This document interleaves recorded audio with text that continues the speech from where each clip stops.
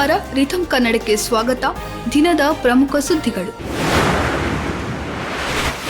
ಉತ್ತರ ಪ್ರದೇಶದ ಪ್ರಯಾಗ್ರಾಜ್ನಲ್ಲಿ ನಡೆಯುತ್ತಿರುವ ಮಹಾಕುಂಭಮೇಳ ಅಂತ್ಯಗೊಳ್ಳಲು ಕೇವಲ 15 ದಿನಗಳು ಬಾಕಿ ಉಳಿದಿದ್ದು, ಜನವರಿ 13ರಂದು ಕಾರ್ಯಕ್ರಮ ಪ್ರಾರಂಭವಾದಾಗಿನಿಂದ 45 ಕೋಟಿಗೂ ಹೆಚ್ಚು ಜನರು ಸಂಗಮದಲ್ಲಿ ಪವಿತ್ರ ಸ್ನಾನ ಮಾಡಿದ್ದಾರೆ ಎಂದು ಉತ್ತರ ಪ್ರದೇಶ ಸರ್ಕಾರ ಮಂಗಳವಾರ ತಿಳಿಸಿದೆ. ಮಹಾಕುಂಭಮೇಳವು ಫೆಬ್ರವರಿ 26ರಂದು ಮಹಾಶಿವರಾತ್ರಿಯ ಸಂದರ್ಭದಲ್ಲಿ ಕೊನೆಯ ಪ್ರಮುಖ ಪವಿತ್ರ ಸ್ನಾನದೊಂದಿಗೆ ಕೊನೆಗೊಳ್ಳಲಿದೆ. ಕೇಂದ್ರ ಸರ್ಕಾರದ ಸೂಚನೆ ಹಿನ್ನೆಲೆ ಹಾಸ್ಯ ನಟ ಸಮೀರ್ ರೈನಾ ಅವರ ಇಂಡಿಯಾಸ್ ಗಾಟ್ ಲ್ಯಾಟೆಂಟ್ ಕಾರ್ಯಕ್ರಮದ ವಿವಾದಾತ್ಮಕ ಸಂಚಿಕೆಯನ್ನು ಯೂಟ್ಯೂಬ್ ತೆಗೆದು ಹಾಕಿದೆ. ಇಂಡಿಯಾಸ್ ಗಾಟ್ ಲ್ಯಾಟೆಂಟ್ ಕಾರ್ಯಕ್ರಮದಲ್ಲಿ ರಣವೀರ್ ಅಲಹಾಬಾದಿಯ ಅಶ್ಲೀಲ ಹಾಸ್ಯಗಳನ್ನು ಮಾಡಿದ್ದಾರೆ. ಕಾರ್ಯಕ್ರಮ ವೀಕ್ಷಿಸಿದ ಅನೇಕರು ರಣವೀರ್ ಅಲಹಾಬಾದಿ ಅವರ ಹೇಳಿಕೆ ಅಸಭ್ಯ ಮತ್ತು ಆಕ್ರಮಣಕಾರಿ ಎಂದು ಸಾಮಾಜಿಕ ಜಾಲತಾಣಗಳಲ್ಲಿ ಟೀಕಿಸಿದ್ದರು. ಈ ಕುರಿತು ಯೂಟ್ಯೂಬರ್ ರಣವೀರ್ ಅಲಹಾಬಾದಿಯ ಅಪೂರ್ವ ಮುಖಿಜ, ಸಮೀರ್ ರೈನಾ ಮತ್ತು ಇಂಡಿಯಾಸ್ ಗಾಟ್ ಲ್ಯಾಟೆಂಟ್ ಕಾರ್ಯಕ್ರಮದ ಆಯೋಜಕರ ವಿರುದ್ಧ ಮುಂಬೈ ಪೊಲೀಸ್ ಕಮಿಷನರ್ ಮತ್ತು ಮಹಾರಾಷ್ಟ್ರ ಮಹಿಳಾ ಆಯೋಗಕ್ಕೆ ದೂರನ್ನು ನೀಡಲಾಗಿತ್ತು. ಇದರ ಬೆನ್ನಲ್ಲೇ ಮುಂಬೈ ಪೊಲೀಸರು ಎಫ್ಐಆರ್ ಕೂಡ ದಾಖಲಿಸಿಕೊಂಡಿದ್ದರು.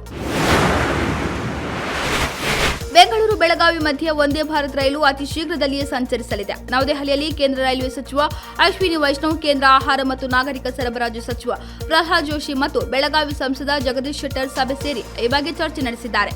ಕೇಂದ್ರ ಸಚಿವ ಪ್ರಹ್ಲಾದ್ ಜೋಶಿ ಅವರ ದೆಹಲಿ ಸಂಸದೀಯ ಕಚೇರಿಯಲ್ಲಿ ಸಚಿವ ದ್ವಯರು ಮತ್ತು ಮಾಜಿ ಸಿಎಂ ಸೇರಿ ಬೆಂಗಳೂರಿನಿಂದ ಬೆಳಗಾವಿವರೆಗೆ ವಂದೇ ಭಾರತ್ ರೈಲು ಸಂಚಾರ ಕುರಿತ ಸಾಧಕ ಬಾಧಕ ಬಗ್ಗೆ ವಿಸ್ತೃತ ಚರ್ಚೆ ನಡೆಸಿದರು. ಸರ್ಕಾರಿ ನೋಂದಾಯಿತ ನವೋದ್ಯಮಗಳ ಸಂಖ್ಯೆ ಮುಂದಿನ 10 ವರ್ಷದಲ್ಲಿ 10 ಲಕ್ಷಕ್ಕೆ ಏರಬಹುದು ಎಂದು ಕೇಂದ್ರ ವಾಣಿಜ್ಯ ಮತ್ತು ಉದ್ಯಮ ಸಚಿವ ಪಿಯೂಷ್ ಗೋಯಲ್ ಆಶಯ ವ್ಯಕ್ತಪಡಿಸಿದ್ದಾರೆ. ದೇಶದಲ್ಲಿ ಉದ್ದಿಮೆದಾರರ ಬೆಳವಣಿಗೆಗೆ ಪೂರಕವಾಗುವ ಕ್ರಮಗಳನ್ನು ಸರ್ಕಾರ ತೆಗೆದುಕೊಂಡಿದ್ದರ ಫಲವಾಗಿ ಈ 10 ಲಕ್ಷ ಸ್ಟಾರ್ಟ್ಅಪ್ಗಳ ಸ್ಥಾಪನೆಯ ಕನಸು ಸಾಕಾರಗೊಳ್ಳಬಹುದು ಎಂಬುದಾಗಿ ವಿಶ್ವಾಸವನ್ನು ವ್ಯಕ್ತಪಡಿಸಿದ್ದಾರೆ. ಭಾರತ ಇಸ್ರೇಲ್ ಬಿಸಿನೆಸ್ ಫೋರಂ ಸಭೆಯಲ್ಲಿ ಮಾತನಾಡುತ್ತಿದ್ದ ಸಚಿವ ಪಿಯೂಷ್ ಗೋಯಲ್ ಮುಂದಿನ 10 ವರ್ಷದಲ್ಲಿ 10 ಲಕ್ಷ ಸ್ಟಾರ್ಟ್ಅಪ್ಗಳ ಗುರಿಯನ್ನು ತೆರೆದಿಟ್ಟಿದ್ದಾರೆ. 9 ವರ್ಷಗಳ ಹಿಂದೆ ನೋಂದಾಯಿತ ಸ್ಟಾರ್ಟ್ಅಪ್ಗಳ ಸಂಖ್ಯೆ 450 ಇತ್ತು. ಈಗ 1,57,000 ಆಗಿದೆ. ವಿಶ್ವದಲ್ಲಿ 3ನೇ ಅತಿದೊಡ್ಡ ಸ್ಟಾರ್ಟ್ಅಪ್ ಇಕೋಸಿಸ್ಟಮ್ ಹೊಂದಿದ್ದೇವೆ. ಮುಂದಿನ 10 ವರ್ಷದಲ್ಲಿ ಸ್ಟಾರ್ಟ್ಅಪ್ಗಳ ಸಂಖ್ಯೆಯನ್ನು 10 ಲಕ್ಷಕ್ಕೆ ತೆಗೆದುಕೊಂಡು ಹೋಗುವ ಭರವಸೆಯಲ್ಲಿ ಇದ್ದೇವೆ ಎಂದು ಕೇಂದ್ರ ವಾಣಿಜ್ಯ ಮತ್ತು ಉದ್ಯಮ ಸಚಿವರು ಹೇಳಿದ್ದಾರೆ.